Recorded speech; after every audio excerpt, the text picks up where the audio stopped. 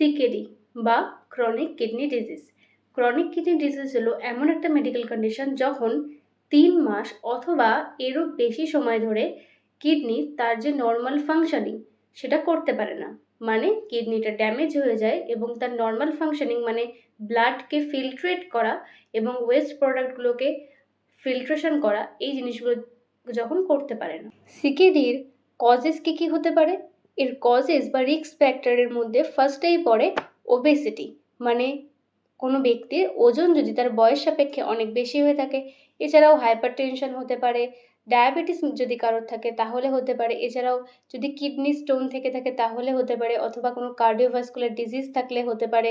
Age মানে ব্যক্তিটির বয়স যদি অনেক বেশি হয়, ওল্ডার পেশেন্ট যদি হয়ে থাকে তাহলে হতে পারে। এছাড়াও কারো যদি ফ্যামিলি হিস্ট্রি থাকে, ফ্যামিলিতে তার আগে কিডনি ড্যামেজ হয়েছে এরকম কোনো হিস্ট্রি যদি থেকে থাকে তাহলে হতে পারে। এছাড়াও যদি কোনো ইনফেকশন হয়ে থাকে যেমন এইচআইভি অথবা হেপাটাইটিস, এছাড়াও যদি কোনো অটো ইমিউন ডিজিজ হয়ে থাকে, এছাড়াও নেফ্রোটক্সিসিটি, এগুলো কিডনি ড্যামেজ এছাড়াও ক্রনিক কিডনি ডিজিজের একটি অন্যতম কারণ।